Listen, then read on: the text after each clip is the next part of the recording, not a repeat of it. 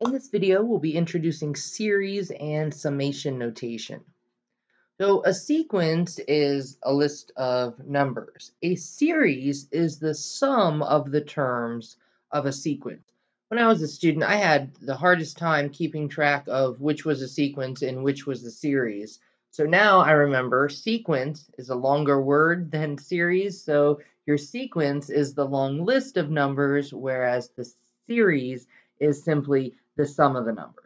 So for example, if we have the finite sequence 1, 4, 9, 16, the series would be the sum of those terms, which equals 30.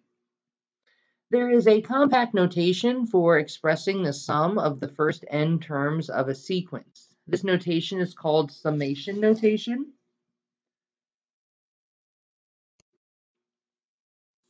Here's our notation right here.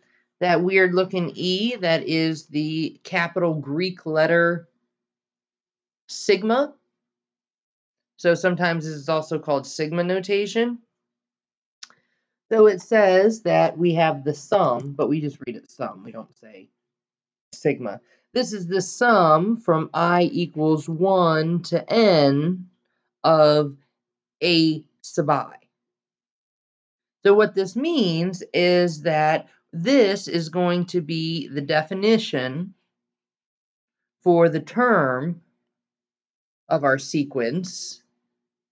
The bottom number, I, is the index of the summation, n is the upper limit of the summation, and 1 is the lower limit of the summation. So the I equals 1 on the bottom tells us to start with the first term, and the n on the top of the sigma tells us how many terms to go out. It'll be filled in with some kind of number. Any letter can be used for the index of the summation as long as we're consistent. And what I mean by that is whatever number we use down here, whatever letter we use down here needs to be the same letter right there. But I, J, and K are most commonly used.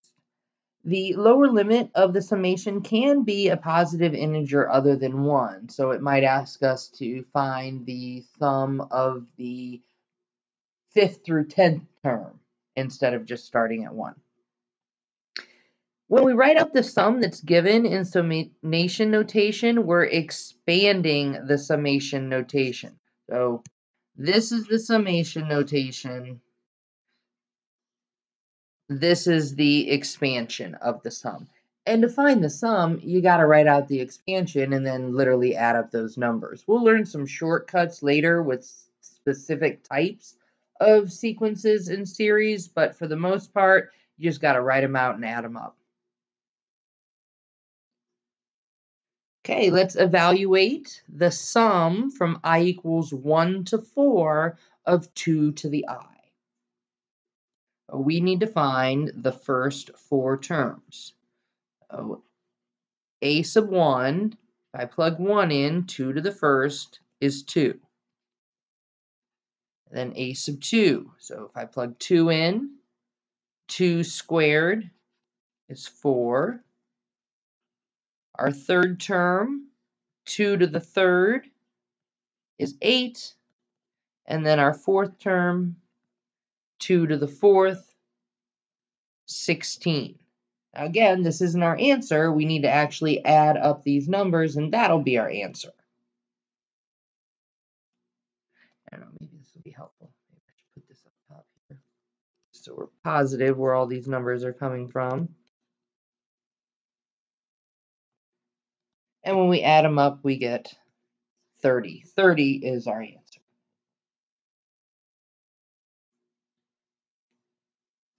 Let's try another one.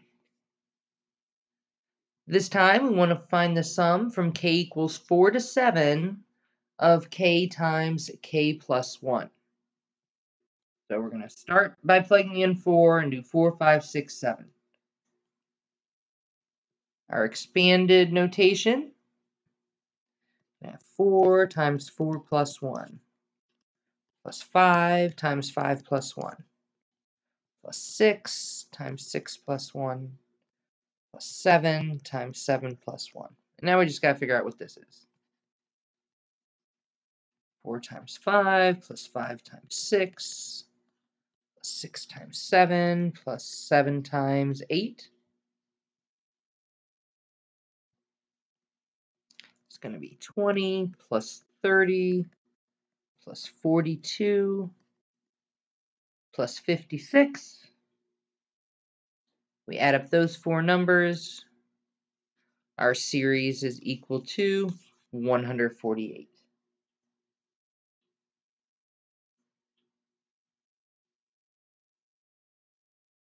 All right, let's do one more this direction, and then we'll go the opposite direction.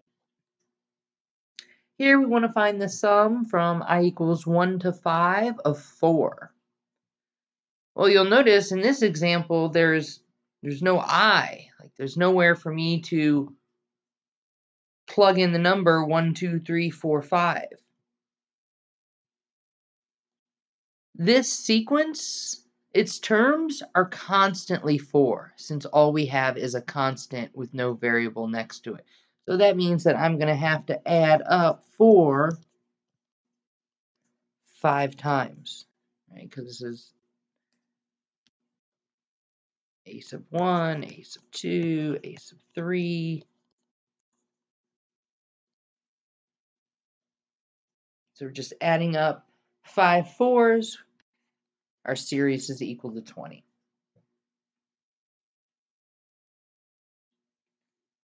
So like I said, let's go the other direction now.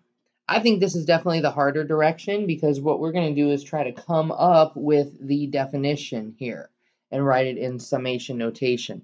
It's important to look for a pattern that corresponds with integers because a sequence has a domain of positive integers. So a lot of times what I'll do is I'll just write the numbers underneath of it. So the base number is equal to the integer. So this base number will have to be 9. Getting to my summation notation, we're starting at 1 and going to 9. So I starts at 1 and goes to 9, and now we just need to figure out what the pattern is. Our base number is the same as our domain number, and then that number is being raised to the second power. So this becomes I squared. We have the sum from I equals 1 to 9 of I squared. We don't actually have to figure out what the number is. They just want us to find the summation notation. Let's try another one. We have 1 plus 1/2 plus a fourth plus 1/8 all the way up to 1 over 2 to the n minus 1 power. Notice that our last term contains an n. That means they're not telling us where to stop. They're not telling us, oh, we just want 9 terms. For our summation notation, we're going to start at 1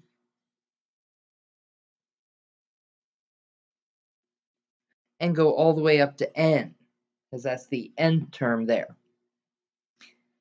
This one looks a lot more challenging, but honestly, when they give you this last nth term, that's your definition right here. We just have to replace the n with an I, and that's it. So this becomes the sum from I equals 1 to n of 1 over 2 to the I minus 1 power. And you can always double check and start plugging numbers in to make sure that you're right, especially with the more challenging ones. I have to do that. So if I plug 1 in, that's going to be 1 over 2 to the 1 minus 1, which is 1 over 2 to the 0. Anything to the 0 is 1. 1 over 1 is 1. Be sure to check more than just one term if you're unsure. So now I'm going to check the next one. 1 over 2 to the 2 minus 1. That's going to be 1 over 2 to the first, which is our 1/2. Usually if I get 2 of them right, I feel comfortable with it and I move on.